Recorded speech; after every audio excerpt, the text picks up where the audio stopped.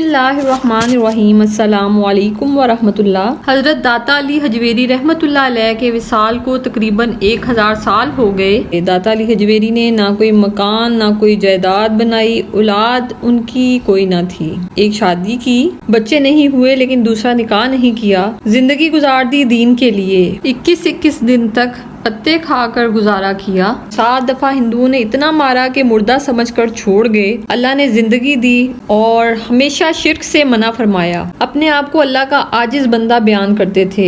علامہ اقبال رحمۃ اللہ علیہ ان کے بارے میں کہتے ہیں، سید حجویر مخدوم امم، سید حجویر مخدوم امم۔ علی بن عثمان وہ محسن ہیں مسلمانوں کے کہ ساری امت کو ان کی خدمت کرنی چاہیے۔ اللہ کے اتنے برگزیدہ بندے تھے کہ معین الدین اجمیری رحمۃ اللہ علیہ، بابا فرید، نسائی شریف سب یہاں آ کر چلے کاٹتے تھے۔ حضرت علی حجویری رحمۃ اللہ علیہ نے کشف المحجوب اپنی کتاب میں درباروں اور مزاروں پر عورتوں کا داخلہ منع فرمایا، ملنگوں کا داخلہ منع فرمایا۔ آپ رحمۃ اللہ علیہ میلوں ٹھیلوں سے منع فرمایا کرتے تھے۔ علم، عمل، فقر، آداب کشف المحجوب میں موجود ہیں۔ ان اولیاء اکرام نے غیر شرعی کاموں سے منع فرمایا۔ حضرت علی حجویری رحمۃ اللہ علیہ فرمایا کرتے تھے کہ اگر علم ہوگا تو بندہ اللہ سے ڈرے گا۔ سب سے پہلے آپ نے اسبات علم کا باب باندھا ہے۔ انما یخشی اللہ من عبادہ العلماء۔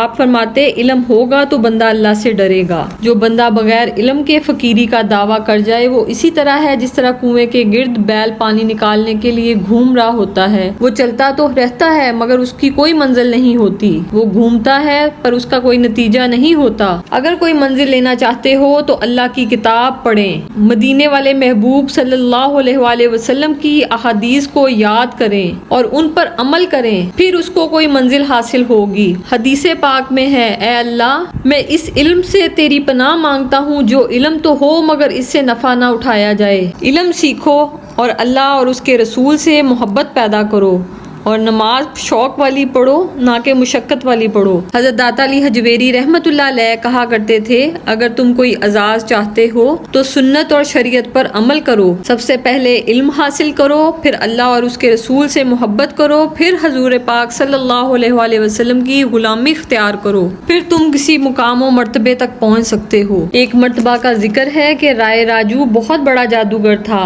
لوگ اسے اپنے جانوروں کا دودھ دیا کرتے تھے۔ اگر کوئی اسے اپنے جانوروں کے دودھ کا نذرانہ نہ دیتا تو وہ ان جانوروں پر ایسا جادو کرتا کہ ان کے جانوروں کے تھنوں سے دودھ کی بجائے خون نکلنے لگتا۔ ایک دن ایک غریب بڑھیا تازہ دودھ کی مٹکی لیے جا رہی تھی۔ حضرت علی حجویری رحمۃ اللہ علیہ نے آواز دے کر بلا لیا کہ یہ دودھ کی قیمت لے کر ہمیں دودھ دے جاؤ۔ اس نے کہا، یہاں سے چند قدموں کے فاصلے پر رائے راجو جوگی رہتا ہے، یہ دودھ اسی کو پہنچایا جاتا ہے۔ اگر نہ پہنچایا جائے تو جانوروں کے تھنوں سے دودھ کی بجائے خون آنے لگتا ہے۔ آپ نے تبسم فرما کر کہا، یہ دودھ ہمیں دے جاؤ، تمہاری گائے کے دودھ میں اللہ اضافہ کر دے گا۔ اس پر اس نے وہ دودھ آپ کی خدمت میں پیش کر دیا۔ آپ نے اس میں سے بقدر ضرورت دودھ نوش فرما کر باقی دریا میں پھینکوا دیا۔ بڑھیا نے گھر آ کر جب شام کے وقت دودھ دھونا شروع کیا تو گھر کے تمام برتن دودھ سے بھر گئے۔ دودھ تھا کہ تھنوں سے کسی طرح ختم نہیں ہوتا تھا۔ جب اس بات کی خبر ہمسایہ دہاتوں کو ہوئی تو دوسرے دن وہ بھی اپنی دودھ کی مٹکیاں لے کر آپ کے حضور حاضر ہوئے۔ آپ ان کی مٹکیوں میں سے تھوڑا سا دودھ لے لیتے اور باقی دریا میں پھینکوا دیتے۔ اس طرح ان سب کے مویشیوں کے دودھ میں بھی افزائش ہوتی چلی گئی۔ اب لوگوں نے رائے راجو جوگی کے پاس جانا چھوڑ دیا۔ اس کو اس بات کا علم ہوا تو وہ آپ کے پاس آیا اور کہنے لگا کہ تم نے ہمارا دودھ تو بند کروا دیا، اب کوئی اور کمال بھی دکھاؤ۔ تو آپ رحمۃ اللہ علیہ نے فرمایا، میں کوئی شوبدہ گر نہیں بلکہ اللہ کا ایک عاجز سا بندہ ہوں۔ اگر تم میں کوئی کمال ہے تو تم دکھاؤ۔